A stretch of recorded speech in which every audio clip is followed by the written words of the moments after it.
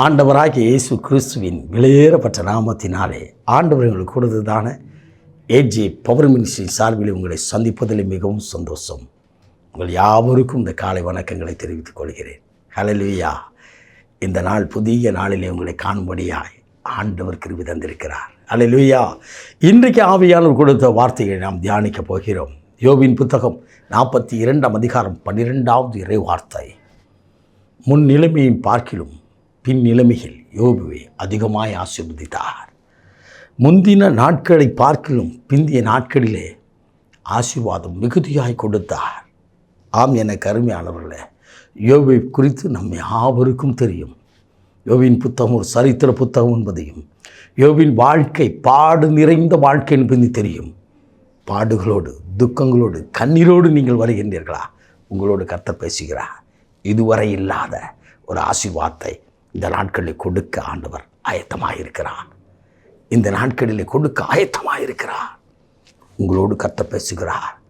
நான் ஒரு நாளில் ஆண்டவர் சமூகத்தில் கடந்த நாட்களிலே யோபின் புத்தகத்தை மறுபடி நான் வாசிக்கும்படியாய் அமர்ந்தபோது என்னோடு கர்த்தர் பேசினார்.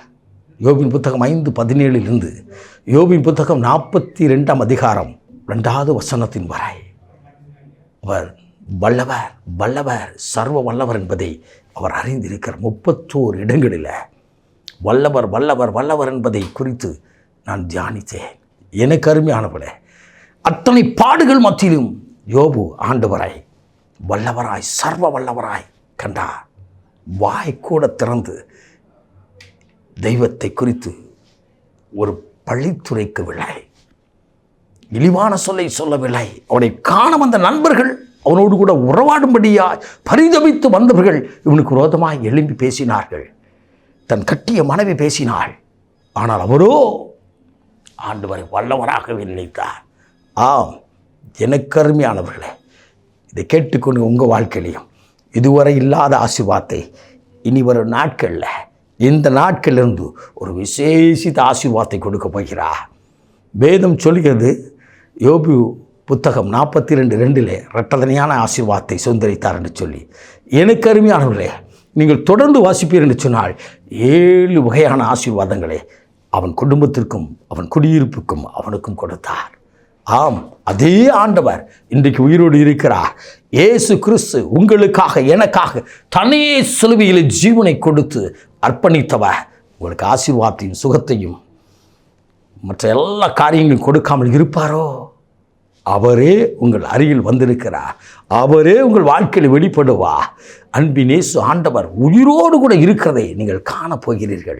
ஆம், நிந்தைகள், நெருக்கங்கள், பாடுகள் மத்தியில் நீங்கள் கடந்து வரலாம். ஆண்டவர் யோபிடத்தில் சொன்னார், இதோ உன் நண்பர்கள் உன்னை சந்திக்கும்படியாக வந்தார்களே, அவர்களுக்காக நீ ஜெபி, நான் அவர்களை ஆசீர்வதிக்க வேண்டும். ஆம், மற்றவர்களுக்காக உன் ஜெபத்தை ஏறெடுக்கும் பொழுதுதான் யோபுடைய வாழ்க்கையில் இரட்டதையான ஆசீர்வாதம் வந்தது. ஆண்டவர் ஏன் இப்படி வைத்திருக்கிறேன் என்று சொல்லி கேட்காதபடி மற்றவர்களுக்கு ஆட்சிபிக்க ஆரம்பித்தார். என்னை கேட்டுக்கொண்டிருக்கும் என் அன்பு சகோதரா, என் அன்பு தாயே, என் அன்பு சகோதரியே, தேசத்துக்காய், திருச்சபைக்காய், உங்கள் பக்கத்து வீட்டிற்காய், நீங்கள் வசிக்கின்ற அந்த இடத்திற்காய் எத்தனை முறை நாம் ஜெபித்திருக்கிறோம். என் வாழ்க்கையில் மாத்திரம் இப்படி காரியம் இருக்கிறதே, நான் உபவாசித்தேன், ஜெபித்தேன், வேதத்தை வாசித்தேன், ஆனால் என் வாழ்க்கையில் வெளிச்சம் இல்லை, விடுதலை இல்லை என்று சொல்லி கண்ணீரோடு வந்திருக்கின்றீர்களோ? உங்களோடு கர்த்தர் பேசுகிறார். உங்களோடு கர்த்தர் பேசுகிறார். மற்றவர்களுக்காக ஜெபியுங்கள். மற்ற ஜனத்திற்காக, உங்கள் குடும்பத்தில் உள்ளவர்களுக்காக, உங்கள் தெரிந்தவர்களுக்காக, உங்கள் நண்பர்களுக்காக நீங்கள் தேவ சமூகத்தில் நின்று பாருங்கள். உங்கள் வாழ்க்கை ஆசீர்வாதமாக இருக்கும். யோபுவை ஆசீர்வதித்த அதே ஆண்டவர் உங்களையும் ஆசீர்வதிக்க உங்கள் பட்சத்தில், உங்கள் பக்கத்தில் வந்திருக்கிறார். நாம் ஜெபிப்போமா? மகா பரிசுத்தமுள்ள தகப்பனே, இந்த அற்புதமான வேலைக்காய்மை சொந்தரிக்கிறோம். உடைய வார்த்தையை கேட்டுக்கொண்டிருக்கிற ஒவ்வொரு மேலும் ஆசீர்வாதம் வரும்படியாக நான் ஜெபிக்கிறேன். அப்பா, நிந்தைகள், நெருக்கங்கள், வியாகுலங்கள், வேதனைகள், வியாதிகள் எல்லாம் மறைந்து போகட்டும். யோபுவை ஆசீர்வதித்த அதே ஆண்டவர் இதை கேட்கிற ஒவ்வொருவரை ஆசீர்வதிக்கும்படியா இப்படி நாமத்தினாலே ஜெபிக்கிறேன்.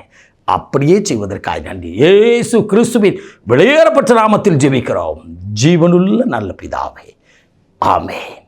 ஆமென். God bless you.